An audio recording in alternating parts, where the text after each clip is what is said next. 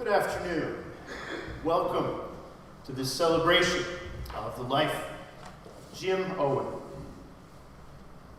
In this place, in the company of Jim's family, friends, co-workers, we are all held in God's love. And here we can bring any and all emotions: grief, anger, emptiness, joy, and know that God loves and cares for each one of us. We gather here to celebrate Jim's life at the same time, knowing that life is fragile and precious. We come to comfort and support one another in our common loss. Through the words and the music, we will be reminded of the importance of art and artistic expression. How vital it was to Jim and the many students that he taught over the years. Art gave Jim a sense of meaning and purpose, and he imparted that to those he taught. With thankfulness, we ask for God to be present here with us as we remember and celebrate Jim's life.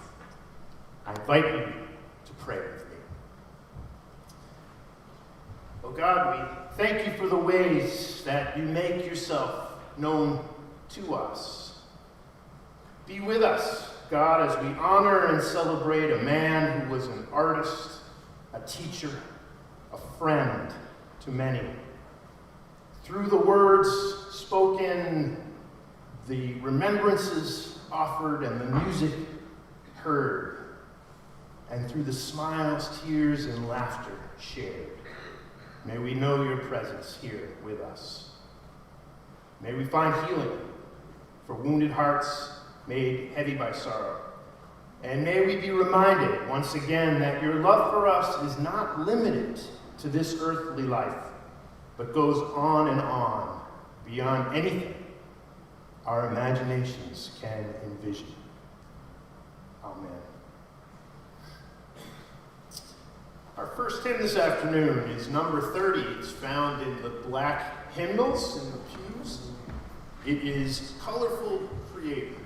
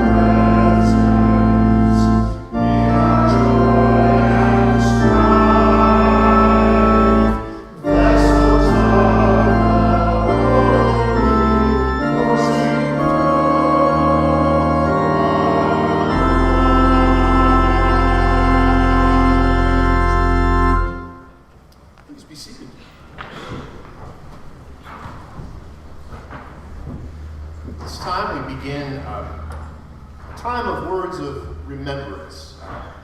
We'll have many people who will be coming forward to share memories, reminiscences, and so I invite Jim Bennett to come forward to begin that for us.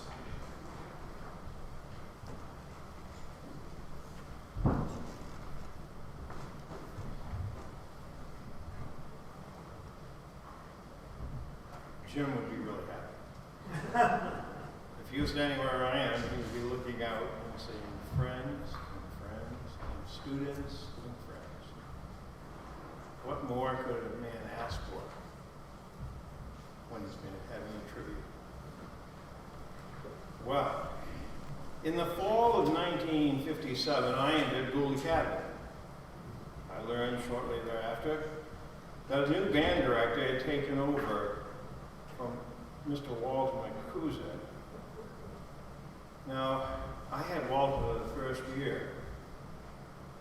It was a bit of a shock in the fall of 1958 to find that my new trombone teacher was not a brass player, but an oboist of all things. I must admit, I didn't even know what it was. We soon learned that this new music teacher was an excellent band director. And we were exposed to the very best in band literature. Now, I'm sure that many of you are a little shocked to hear that the artist, James Owen, was first a musician. Jim was an inspiration to a generation of Gould Academy students. In my family alone, 4 of us have pursued careers in music. We're teachers, performers, and have always tried to follow the teachings that we receive at Gould. I grew up in Locks Mills, not exactly the hub of musical inspiration. From the time I started trombone lessons, I knew that my life was going to be framed by music. Jim saw that in me and encouraged me by exposing me to the very best in music. Jim was constantly finding new ways to stimulate his music students. We had the William Rogers Chapman Club, which was formed to encourage musical performance among the students.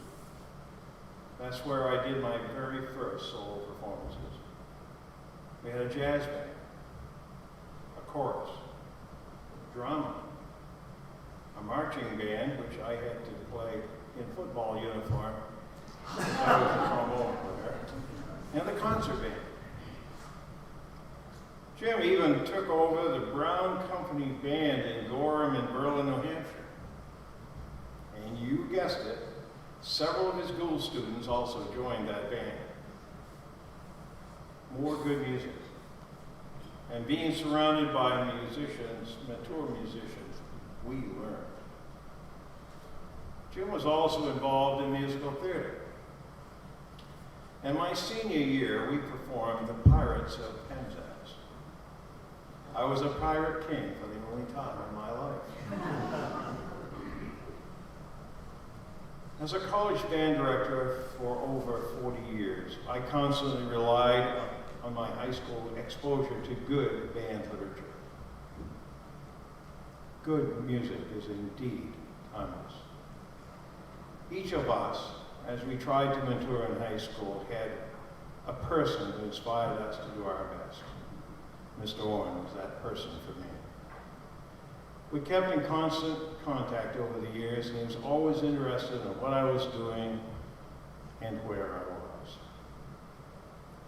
Retirement brought me back to Maine, and our home in, I'm going to lose my place on here because my eyes are getting old. Back to our home in West Paris. It also meant that I would see more of Jim.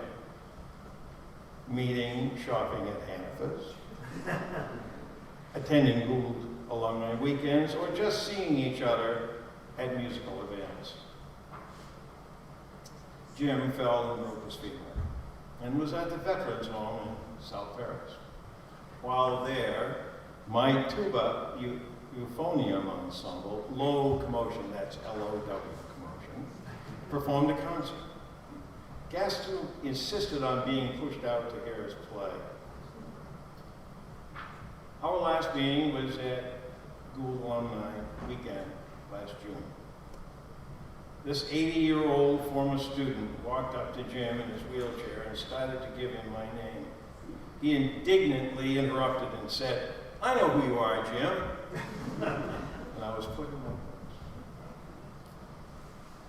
I thank God every day that Jim Owen was part of my life.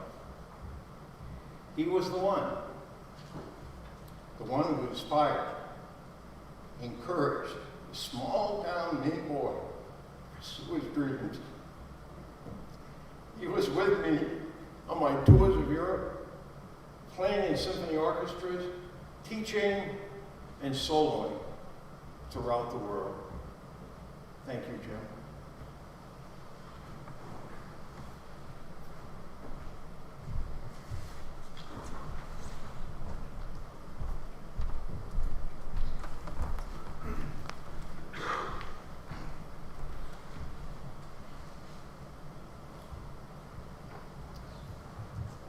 My name is Tom Davis, class of '68. Just a youngster, Jim. My remarks will sound similar to Jim's, and it's an honor to be able to share them, Lucia, with you and with all of these friends here. I thought a lot about what I would say and how to trim it down, because that's a hard job when it comes to thinking of Jim's influence. But there are two areas that I can trace that followed me all through my life. And one of them has to do with community mindedness. And that's something that was evident and clear, and that I learned from Jim from an early age. I first met Jim when I was a fourth grader at Crescent Park School. And you would, if you're a current Gould person, you'd say, well, what's the music director at Gould doing at Crescent Park in the summer? Well, he was a community person, and he recognized that in those days, when Gould was both the local high school and a private high school, that those beginning band students that Edith Eiper started in fourth grade were going to become his students eventually. And so he taught summer band, summer lessons. And I and my brothers and sisters and my friends, all of us, learned how to play our instruments better during the summer, so that by the time we got to Gould, we knew something and we were able to contribute. Even before high school, though, I got to participate in summer band. We have a wonderful summer band, or a community band now, but Jim had summer bands, and we used to play concerts on the Common, and folks would, because of the bugs, sit in their cars all the way to ringing the Common, and when we would get done playing each song, everybody would toot their horns.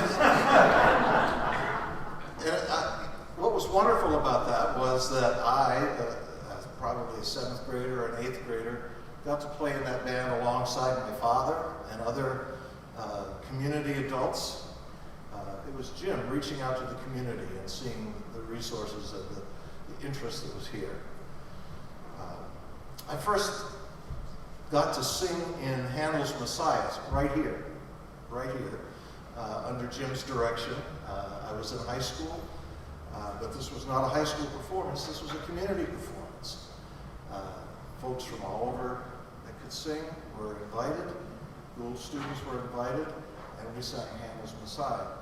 And when I went on to college and sang it again, I already knew my parts. I knew what to do. And when I conducted it, there's Jim kind of sitting on my shoulder always, because that was my original exposure and inspiration. And it was a community event again.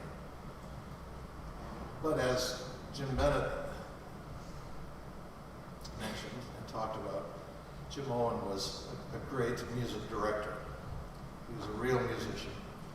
And yet, and you'll agree with me, I think, Jim, lots of times when you meet real musicians, they're not the easiest people to get along with.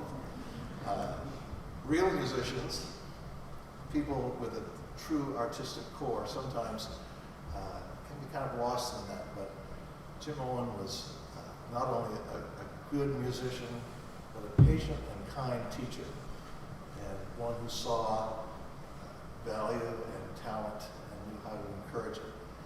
He was definitely a band director, and Jim listed all of the different kinds of bands there were. I remember in high school, I was playing football too, and was excused from marching band. And when I say marching band, I mean on the field at halftime during a football game, marching in formation and spelling out words. And, I did get injured halfway through that season and ended up having to play bass drum in the band. My ribs were hurt, so I couldn't play my trumpet, but Jim said, you can still play bass drum. And of course, the choruses, Chapman Club, all of those organizations that enabled everybody to participate, but also allowed those more advanced students to have a way to grow and to grow into their talent. He taught us how to play jazz, and Jim, I didn't know that was going on in your day.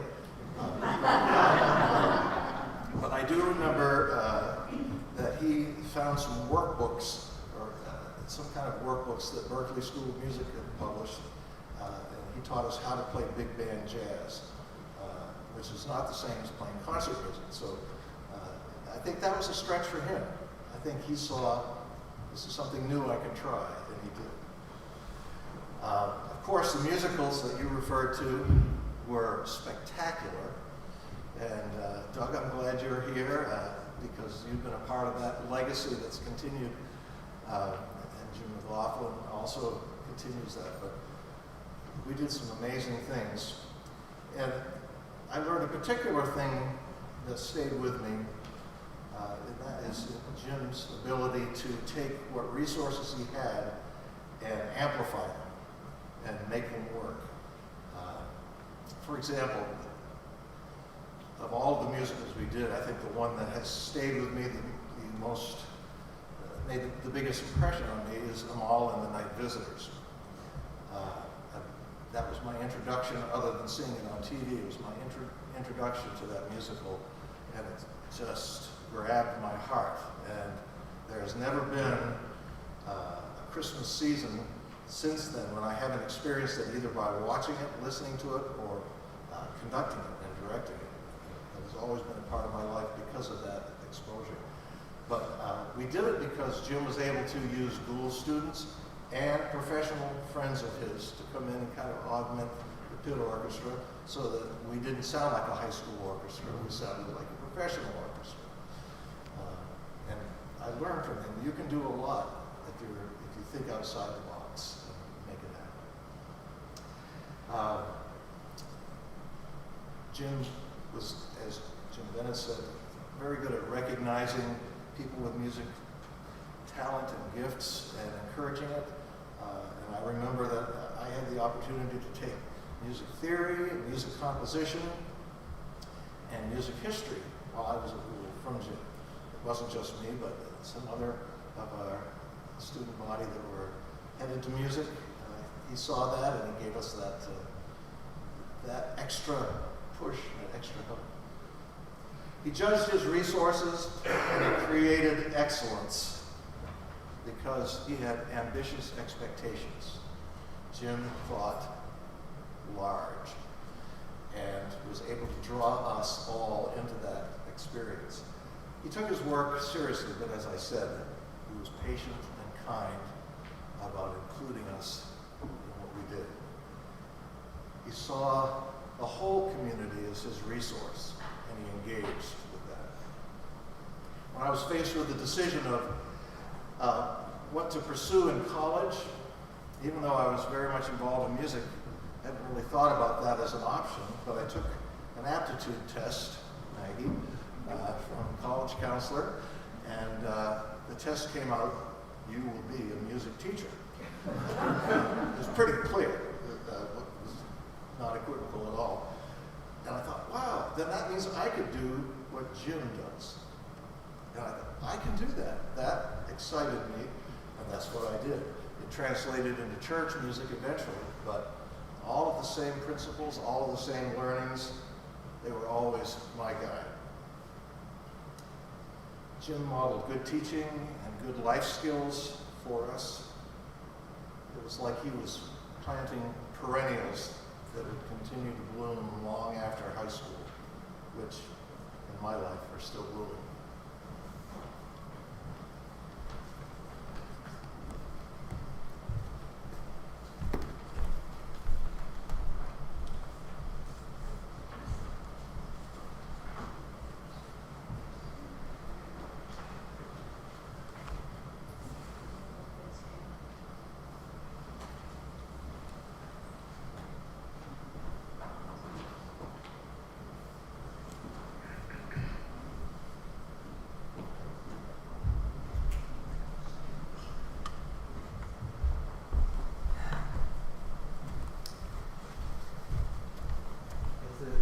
Excuse me, as a tribute to dear and beloved Jim, who understood that the plans that we make almost never come out the way you expect in this beautiful and wild world that we get to live in.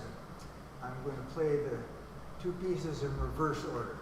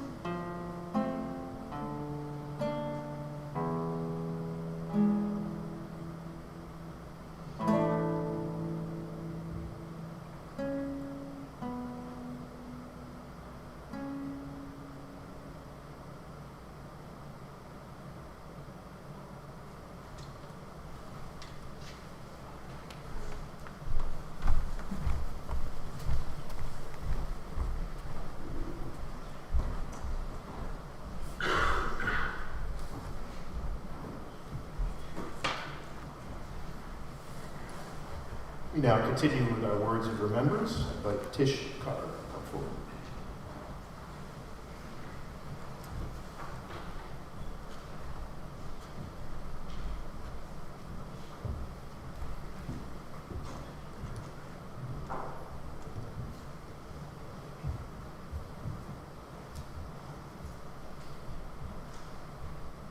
Thank you, Lucia. Really, it was humbling to be able to speak.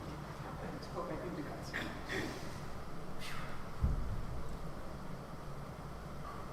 At 17, you don't realize the impact an adult, especially a teacher, can have.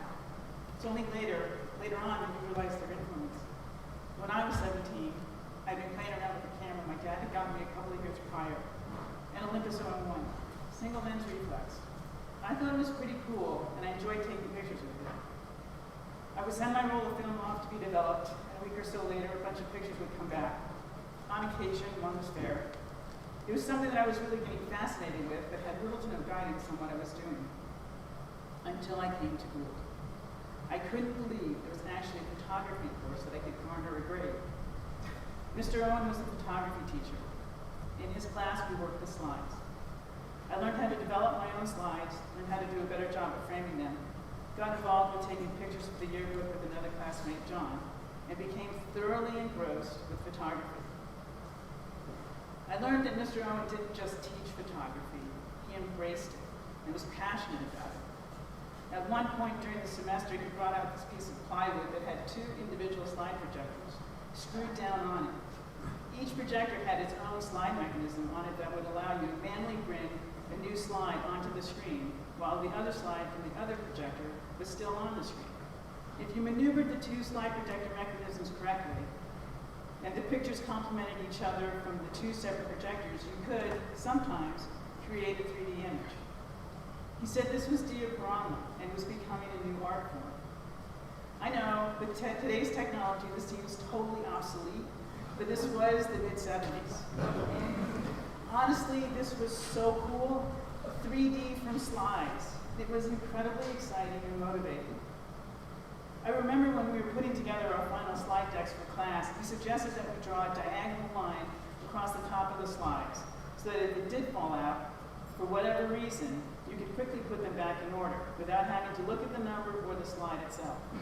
Quick and easy, fail-safe way to get back on track and not miss a beat. Mr. Owen took a small group of us down to Portland for an art event.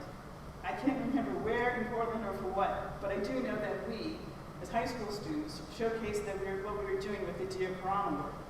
It really was cutting edge at that time. As terrifying as that was for me, the fact that we had this opportunity was incredible.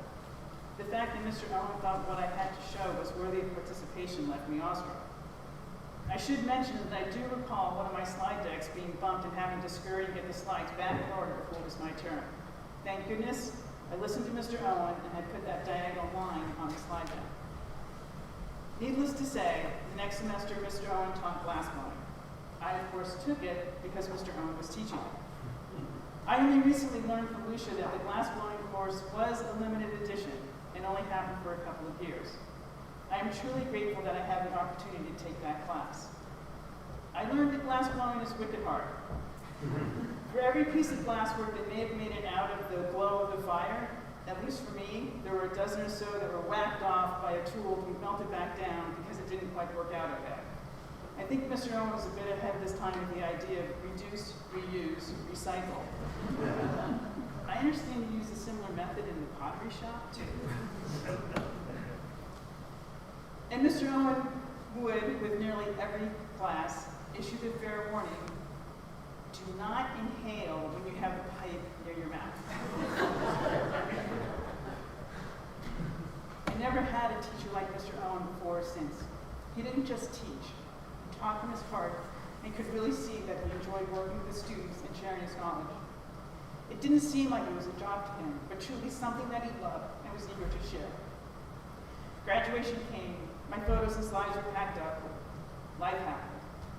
I would return to Gould a fair amount and could always count on seeing the Owens at our reunions that ended in 7 or 2. It always was great to catch up. Mr. and Mrs. Owen transitioned to Jim and Lucia, and the teacher-student aspect shifted to friends. It was pretty good.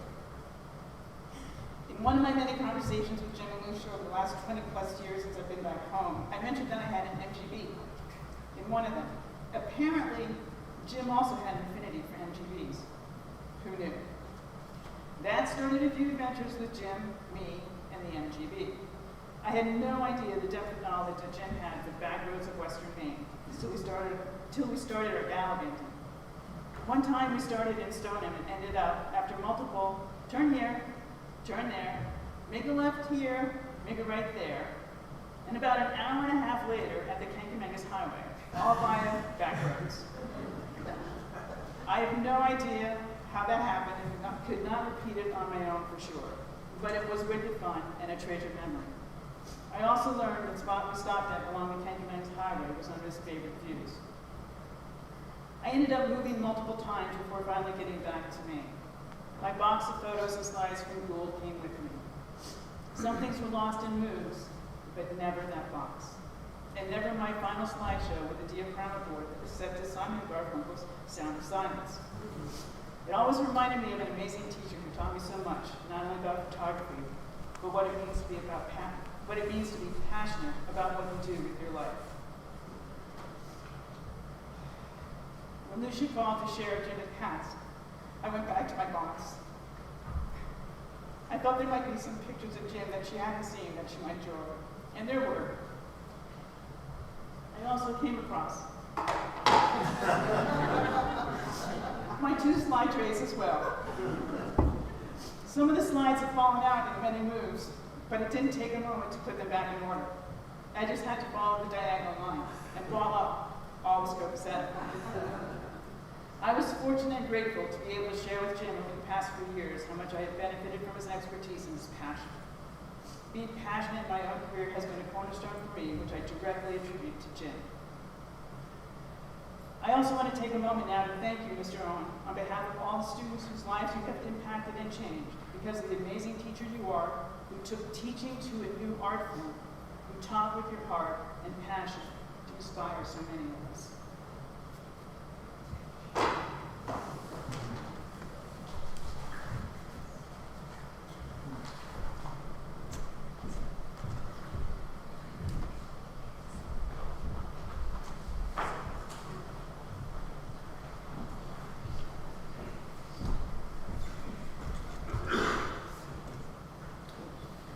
Well, I can start by saying that I was here when Jim started the dance playing, and I did inhale.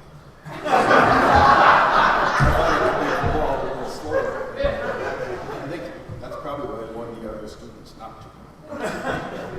I first met Jim 50 plus years ago as a new teacher at French at Cooper Academy. Early in our friendship, we agreed to to exchange courses. He teaches how to French and saxophone, which engendered in me a new infatuation with jazz and an appreciation for Jim's patience in teaching and his solid linguistic skills.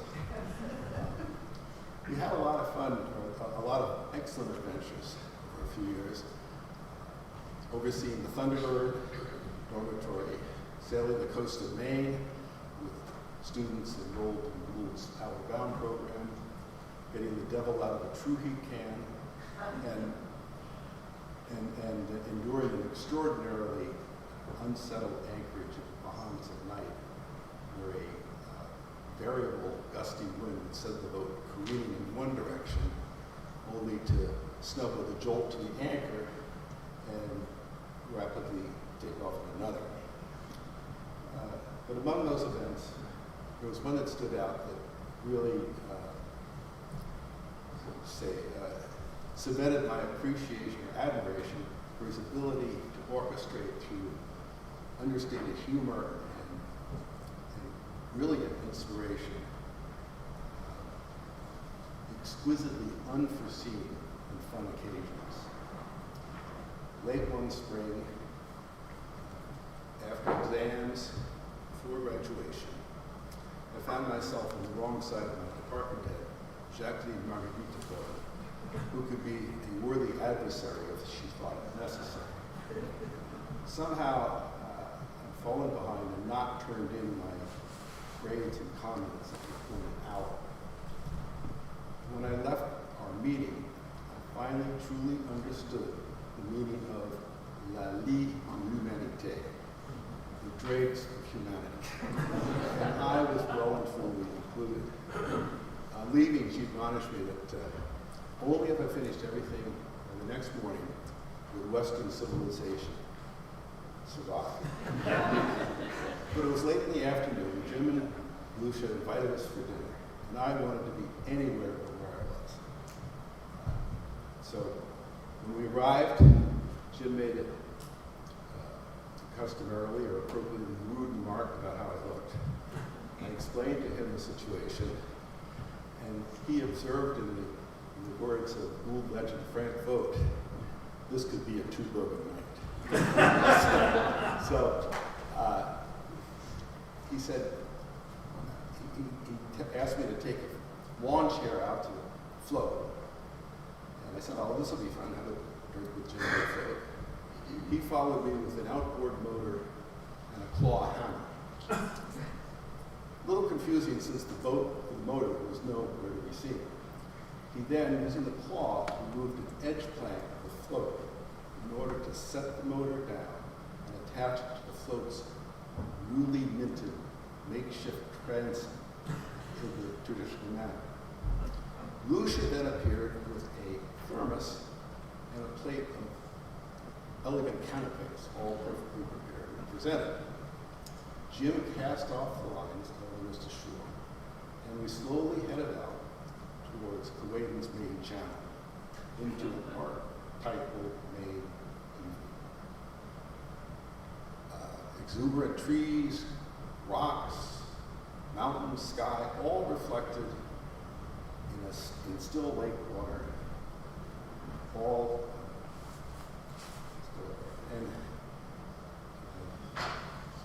and excuse me.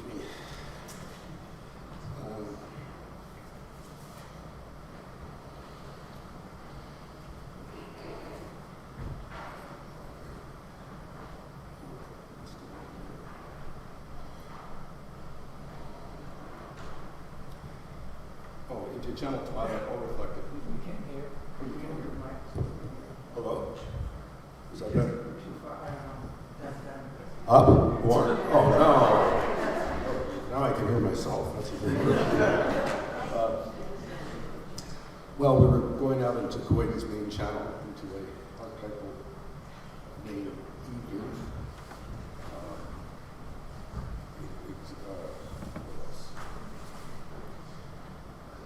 Trees, rocks, mountains, sky, all drenched in gentle twilight, reflected in still lake water.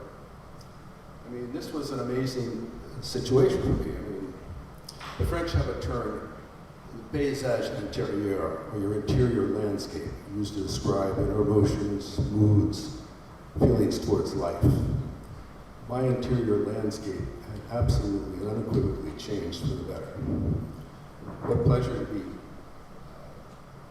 with Jim, putting up Kuwait. I had a Manhattan in my right hand, a puff pastry in my left. The things were definitely looking up. Suddenly Jim said, oh, maybe we can get supper. We pulled up to a State of Maine fishing buoy and started pulling the net up.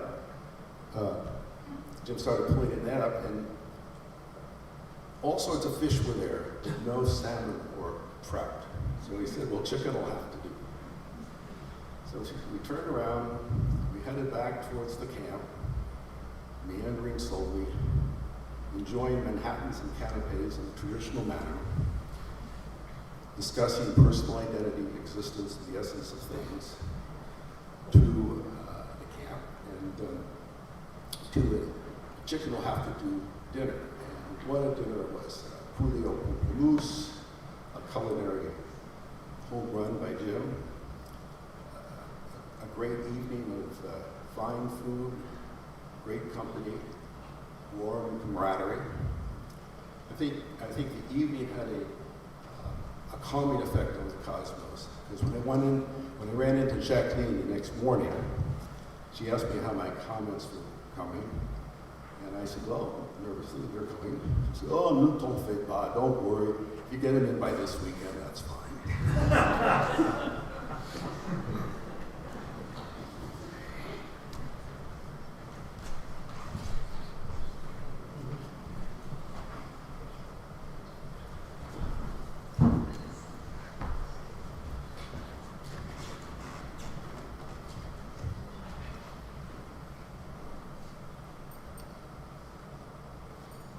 In April of 1978, I was finishing my master's at the Rhode Island School of Design and applying for jobs.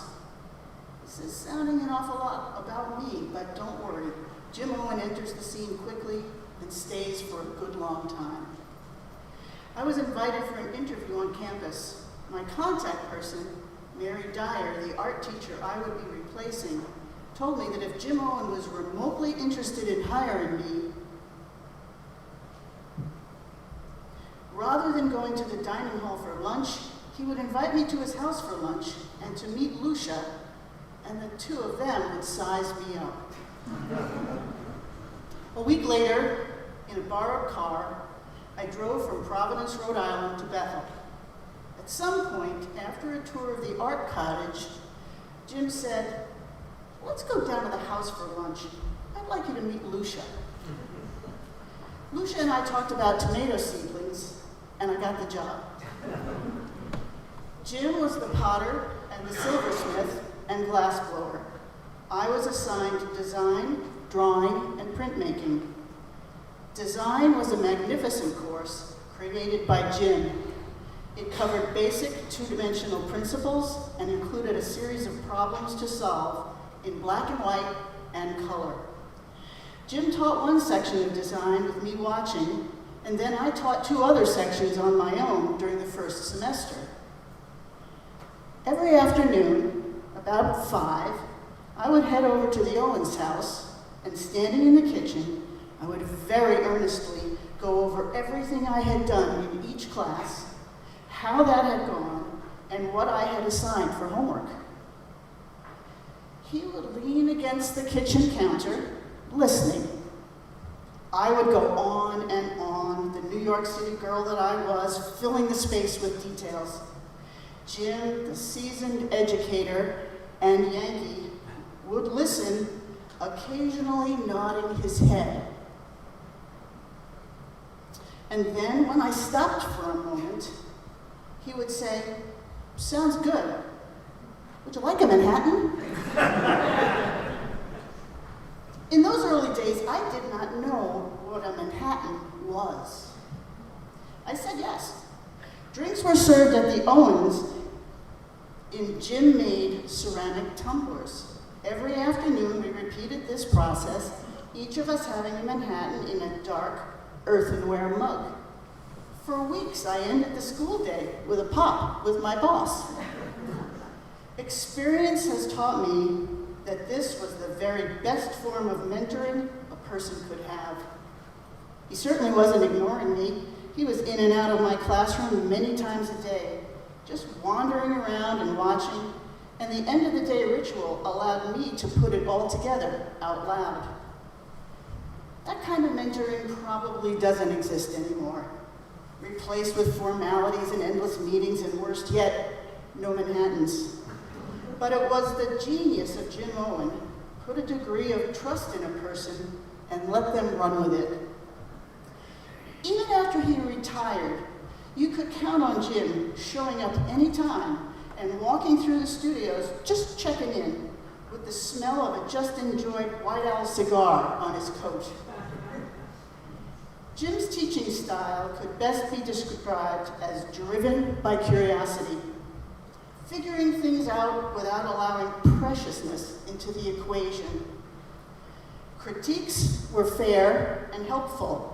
You always moved forward. In the pot shop, the critique hammer was the last word.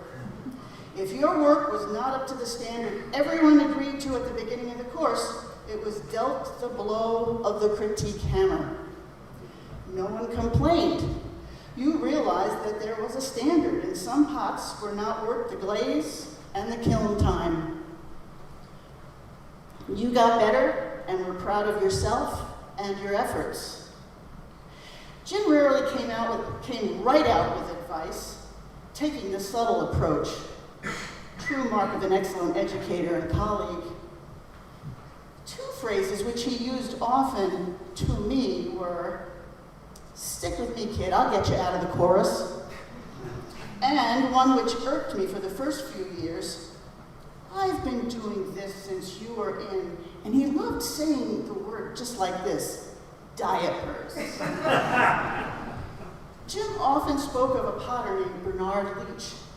Here's a quote by Mr. Leach that perfectly defines one part of the whole that made up Jim Owen. "A potter is one of the few people left who uses his natural facilities of heart, head, and hand in balance, the whole man.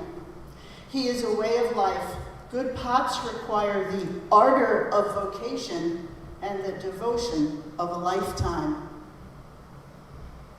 When we posted on Facebook about this celebration, we were struck by so many of the comments from former students. Mr. Owen was so kind and helped forge the journey of so many he touched. The year at the Art Cottage was a heaven for me after the Norwegian emphasis on only half of the brain. Art classes where Jim were amazing. I took ceramics, glass blowing, and jewelry with him. I probably wouldn't be a university art professor if it weren't for Jim. Truly incredible experience he gave us. I wouldn't be happily sweating while producing my work tonight had it not been for Mr. Owen's vision. Please take some time to mentor or encourage a young artist in his honor, if you can. I was so lucky. I mean, who gets to find their path when they're 14? And glass blowing, no less. Jim was a force. He was a Francophile, an Anglophile, a foodie, an artist, an educator, and he taught me more about so many more things than teaching. He hastily scrawled an aphorism on a sheet of paper decades ago, and it hung in the Art Cottage until recently. It said simply, and most definitely tongue-in-cheek, "Art is like morality. You have to draw the line somewhere." Chairman O. So many benefited from Jim Owen's way of looking at the world. I had the great good fortune to spend many, many years sharing ideas, successes, failures, and laughs with him. And for that, I am truly, truly grateful.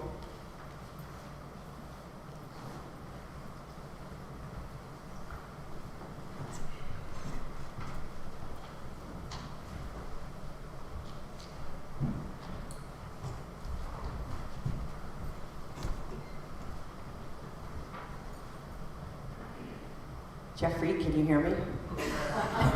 Okay, my glasses. Hi everyone, I'm Lauren. Jim Owen, Jim, Jimbo, Obi-Wan, Chairman O, Mr. Owen. Jim Owen was an extraordinary man who I will be forever grateful to. He was a friend, colleague, and mentor. I came to know Jim when I arrived in 1985-86 to coach ski racing at Gould. Little did I know then that I would soon become a member of the art department. Jan Baker was taking a leave of absence in the spring, and I was asked if I would like to step in and fill her role. It was an opportunity that began my 37 years of teaching art. I learned the ropes helping Jan that winter, and she and Jim Owen established themselves as mentors to me. Jim, as our department head, stood at the helm, guiding us with his expertise, passion, dedication, and a true New England sense of humor, however you can define that. Some mumbled words or whistles, frigate Flossie, and its only play became familiar sounds and mantras. He graciously humored us when we persuaded him to wear a heavy metal costume or a yellow suit so he would resemble a piece of cheese. Together we laughed a lot, and the three of us formed a close-knit team within the art department. We collaborated, shared ideas, and supported one another in our artistic pursuits. Jim's leadership and vision gave our department a vibrant energy which spread to our students. I must say, however, that this energy started its momentum long before Jan and I showed up. Jim was the visionary behind Gould's arts program. He established the art cottage, the dark rooms, a gallery. He represented the school while president of the Maine Art Educators Association. He was a state representative to the National Art Education Association, and much, much more. Glass blowing, color photography, jewelry, and ceramics were just some of the courses he introduced to Gould. Jim invested significant time and effort into refining the art curriculum, recognizing the importance of providing a solid foundation for our students. That design course was tough.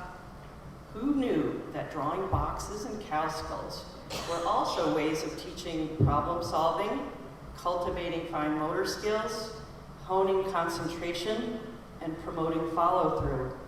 It was a lot about putting in the time. Jim's passion for the arts was infectious, and he created an environment where creativity could thrive. The art cottage was a happening place. I am sure some of you out there have some good stories to tell. He inspired students to pursue their love for the arts and gave them confidence to do so. We now have glass blowers, potters, graphic artists, curators, photographers, sculptors, blacksmiths, art educators, jewelers, woodworkers, textile artists, painters, musicians, set designers, architects, and more. It's really quite astounding when you think about it. I wish I could share all of the anecdotes I've heard from his former students. They are many and they are notable, and Jan was able to convey some of them. Thanks, Jan.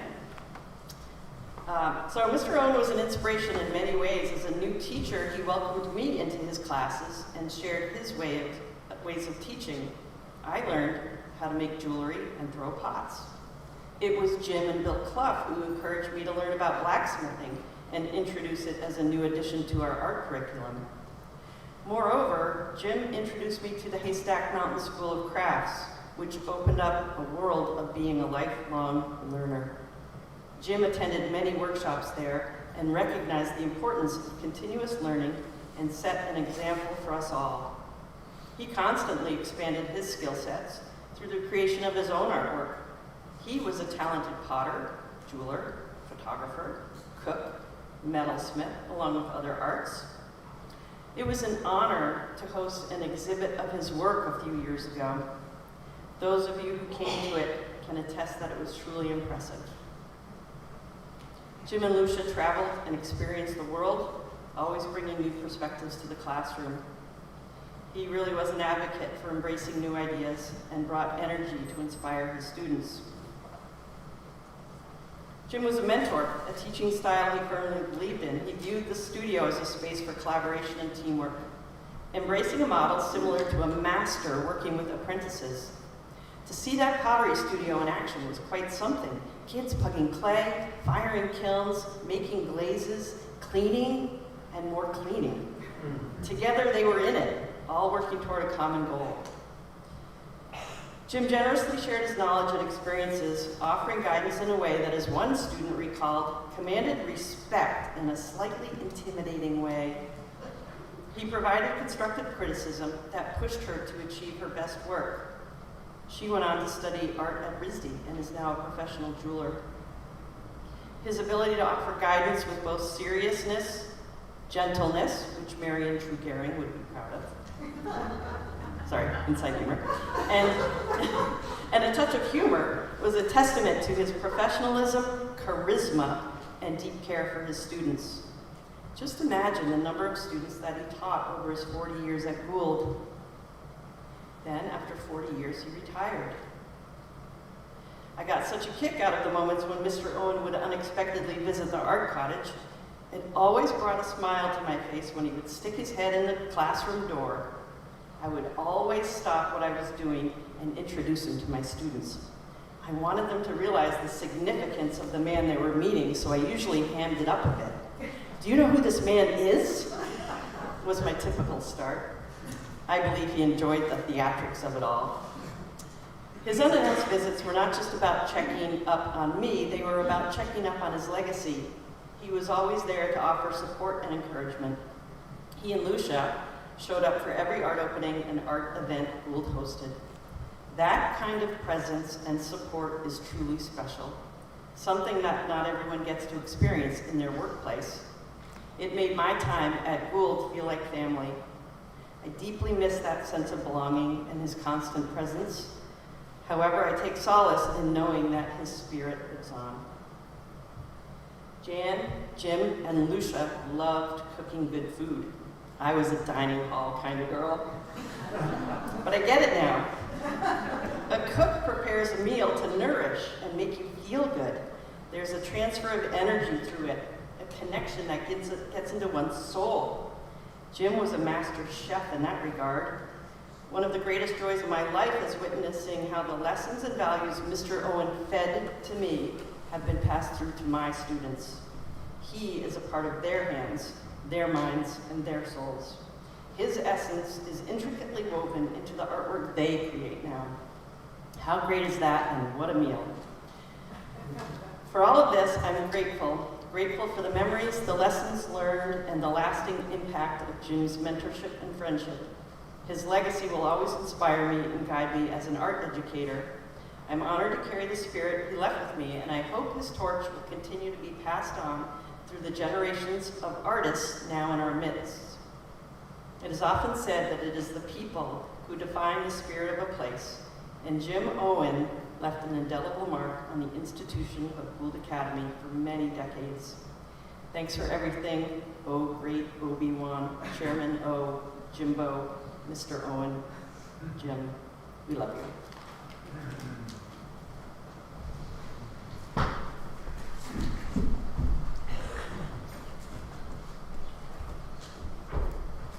I will wrap up the remembrances and be brief to get going again. But there we go. But my remembrances are a little different than most of these. This is more about the lessons of the father. I am Jim's son, and I can assure you the lessons I learned were taught somewhat differently than maybe to some others in the world. So when a child is born, as I've discovered being a dad, you look down at this bologna loaf in your arms and you think of all these things you want to teach, these things you want to give to this little bologna loaf in your arms to take forward into the future. I'm sure with my father it was no different. I was some little child and he had all these wonderful ideas of how I was to grow and the things he would teach me and the way we would move forward through the world. This goes, as most of you know, fairly well for the first 14 years. Then things change and they don't go quite by script after that, but the learning does still continue. Now, early on, as many of you know, he is an artist and a musician, so some of the lessons may had to have been a little impromptu in the learning. And I, being a young child, thought I knew more. So one day, there was a lesson to be learned, and my father taught it to me well. I thought I could climb a birch tree and get away from his hand. I learned that day that fathers can also climb birch trees. And this is the way it goes as we move on through life. My dad taught many things, I'm sure, that were planned, that were scripted, that he had a sense of what he wanted me to partake as I went into the world. However, most lessons, as I have come to learn, especially thinking back about my dad, not Chairman O, but my dad, are the lessons that aren't necessarily planned. They're the ones that just come by their being, how they are. If you look at the picture here in front of us, it is of him just sitting back, enjoying life. It's a lesson that you take. as a young child, as a teenager, as an adult. There are lessons that you can take by just when there is an issue in the local planning about somebody who doesn't want to follow the planning rules, and it gets rather contentious, but there's my dad just sitting back, not getting riled by it, but just taking it in stride and explaining what's happening. And that's a lesson that as a son you take on how you should move through the world and not get excited about much. Be caring, be passionate, give yourself, but not to necessarily get riled up in it all. So these are some of the lessons. There are also lessons, and these are the ones that always concern me as a dad, are the lessons that come when you're not even planning on giving a lesson. Just the off comment, the look. And everybody in here who knew Jim and knew my dad knows that there was a lot of looks. Just a tweak, looking back. And these, I think, are the stronger lessons that are given than the planned and the scripted ones. These are the ones that have stuck in my soul, and as I move forward and I look at my sons growing up, and as I grow up and I think about, well, why am I doing this? And why is this happening? I realize that it's because of those little unnoticed or unthought lessons that come from your father that make a difference. They're the ones that get into your soul. And I can tell you the 14-year-old me rejected all that was planned. But still, these small little lessons of just a comment, a grunt, a way to swirl your ice in your glass, actually speaks louder than anything else you can try to do. And so these, as I'm moving forward with my children, and I hope they do with their children, and I'm sure as many of you, as I look out here, it's not just children, but grandchildren now, the same can be held for grandfathers. So I will give you the lesson that my father, that I have seen, give his grandchildren. It's just the same. We've heard on how compassionate he was, on how he encouraged, and he did the same thing with me. He's done the same thing with his grandsons, on how just a quiet, just a sly comment leads to them feeling good and about moving on and taking their lessons in life that I hope will make everyone better. And these are the things I take from my father, which are the very quiet lessons and just the look over his glasses at the appropriate time.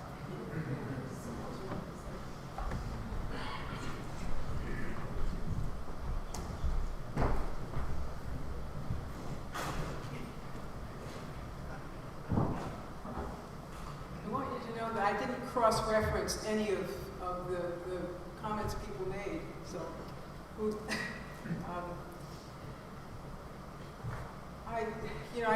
heard so much, and what I think, there's only really one thing I can add, and that is, Jim Owen saved me from life in a split-level house in New Jersey. If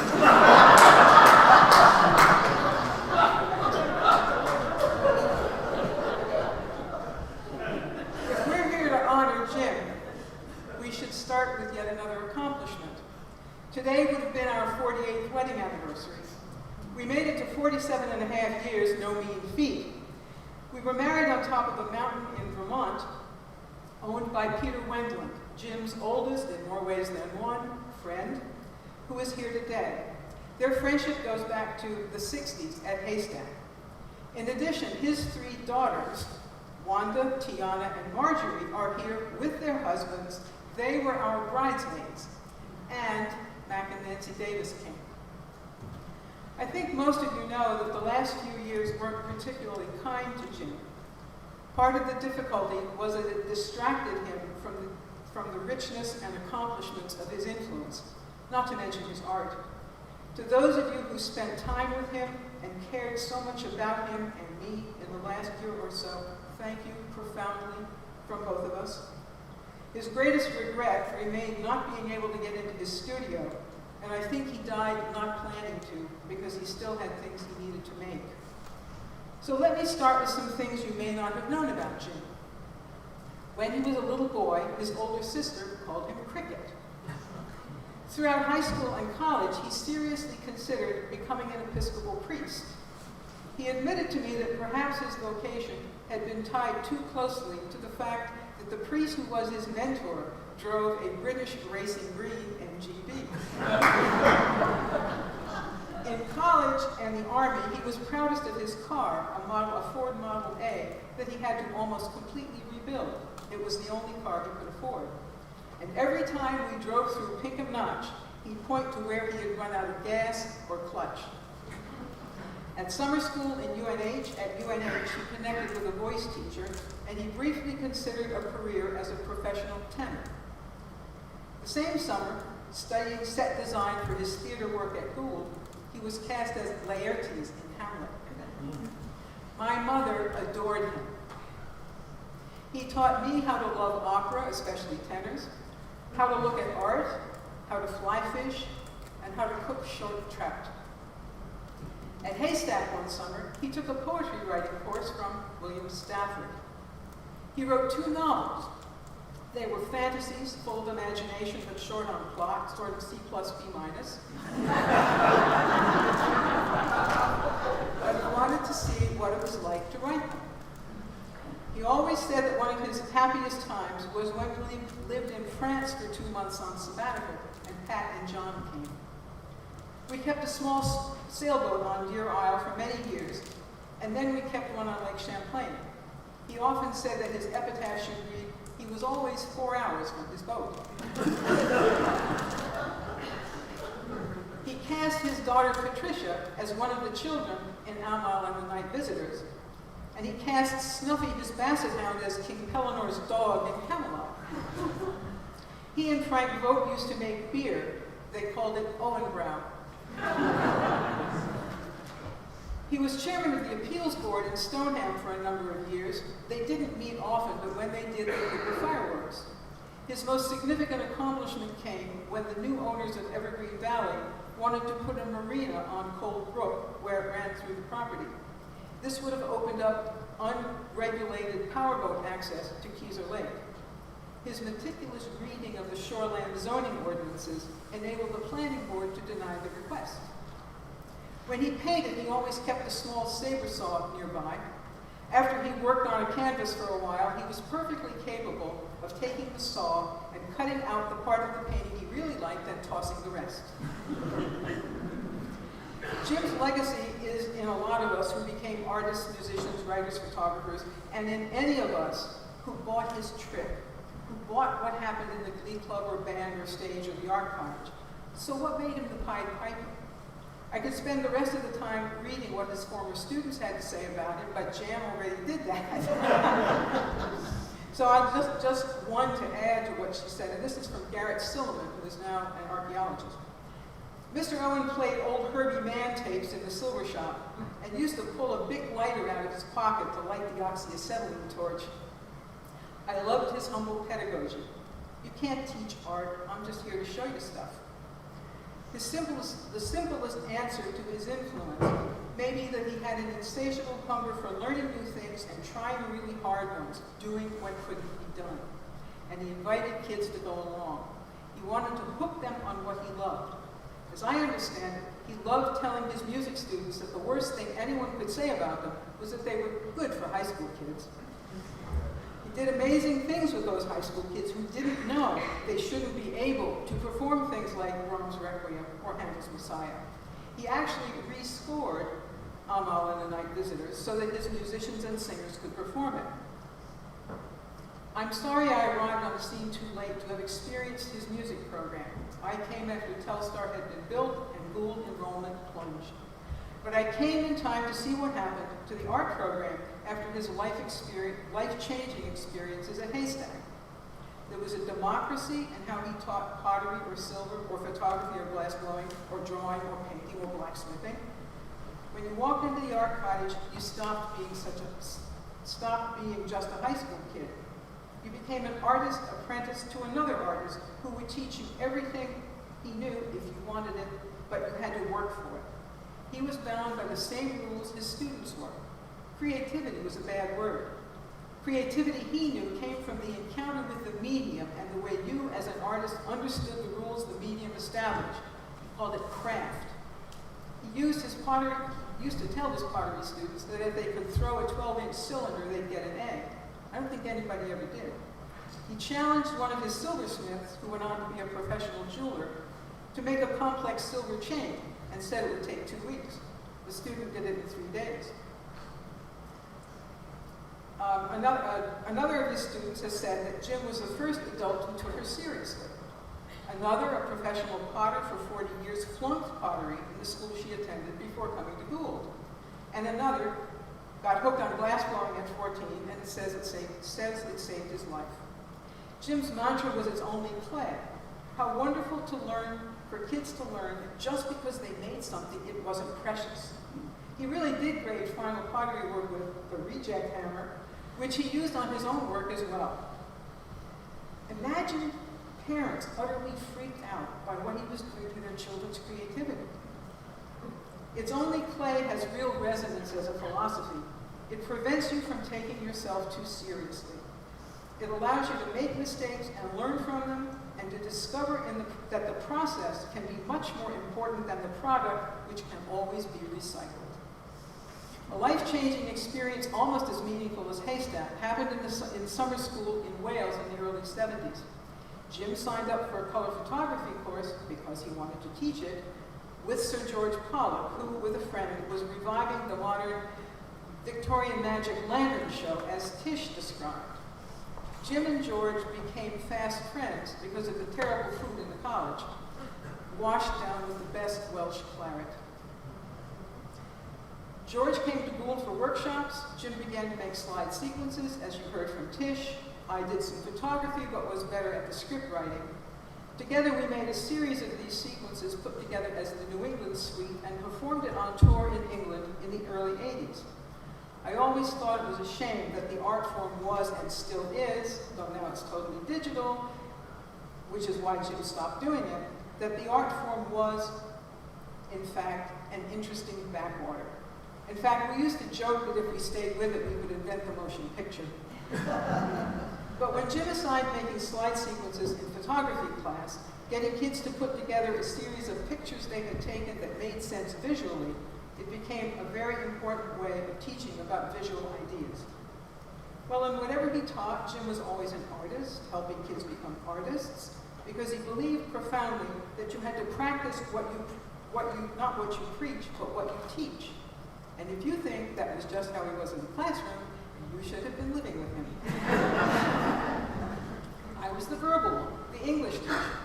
I taught what other people wrote, and we read what other people wrote, and we wrote about what other people wrote. He chewed on me a lot about all that. How can you teach something without doing it? He said over and over. And I wriggled and fussed about not knowing how until I started actually trying just to keep the peace. I became a believer when I found the whole writing without teachers movement. That opened up a collaboration with him that led me into the energy, fertility, and constant flow of imagination that shaped his creativity. Later, when I decided I could write poetry and really wanted to, he was my biggest fan and sternest critic. He was an avid, hungry reader and had a true feel for how language could move. Even if I disagreed, believe me, I always listened. And when my first ever poems were published in an anthology in 2019, he came with me to the book launch with help from Ellen and Stuart Crocker in his wheelchair. Jim was the last of the old guard faculty at Gould. He came so long ago that it feels like fable. He came in Elwood, Ireland's last year and stayed on until almost the end of Bill Clough's tenure. We, some of you out there know who we are now officially the Gould Old Guard, the lifers. But remember when we were the Young Turks and how easily Jim was one of us? I remember one spring night when the blast furnace was outside on the lawn where the science building is now. Nick Litchfield and others of us wanted to try blowing glass, like the kids, and we all showed up at the furnace.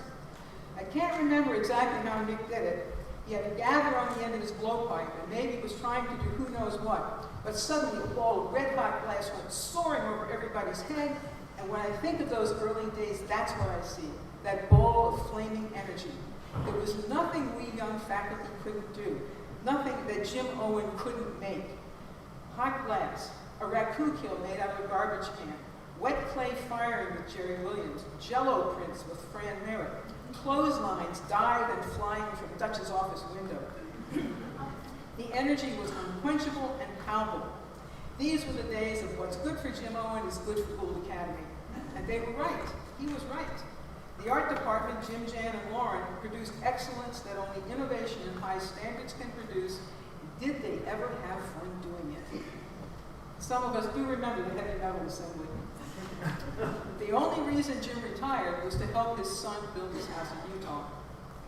Jim returned to undertake the Herculean task of cataloging the school's attic full of stuff, its archives, its history, and he was happiest when the Bethel Historical Society undertook to display and manage all the material he had so meticulously worked on and cataloged over 3 years.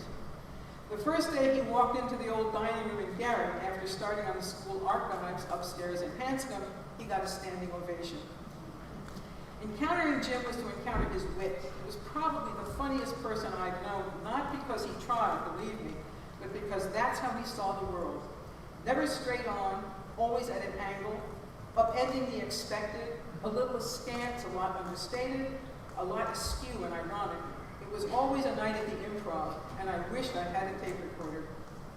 Here's a perfect Jim Owen vision of the possibilities of the world. Once he had decided to deal with the leaves in front of our house but didn't want to rake, he simply put the vacuum cleaner hose of our old Electrolux into the exhaust end and blew the leaves that way. His legacy is also in what he made, a form of eternity, if you will. Have you ever tried to completely destroy a piece of pottery?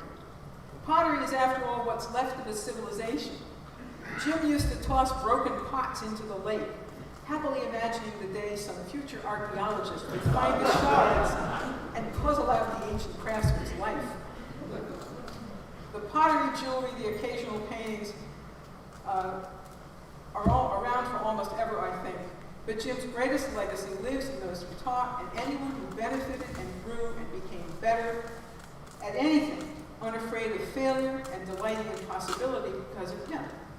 His fingerprints are in more than clay.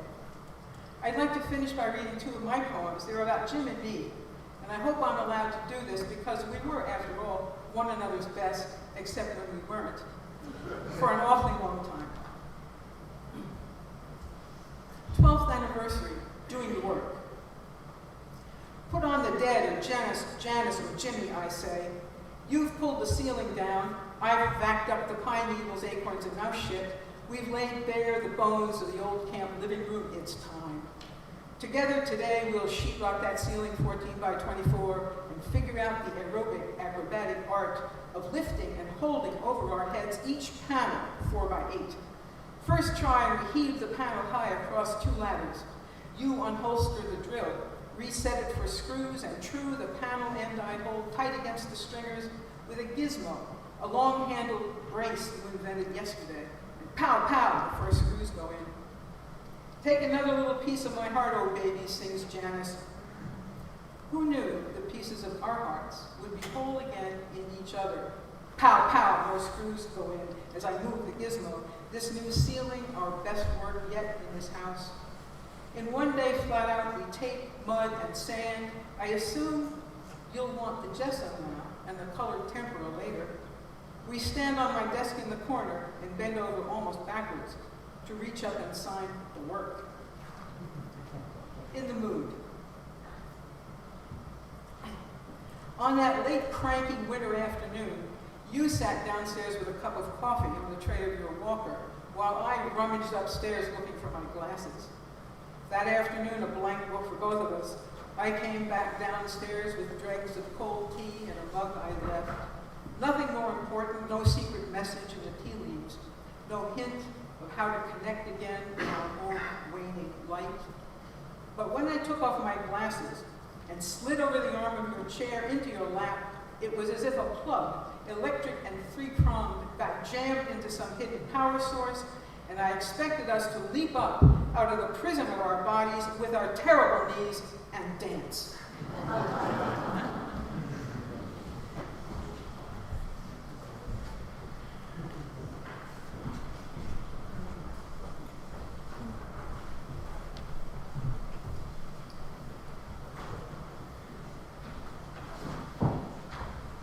final hymn this afternoon is number 476 in the hymnal, How Can I Keep from Singing?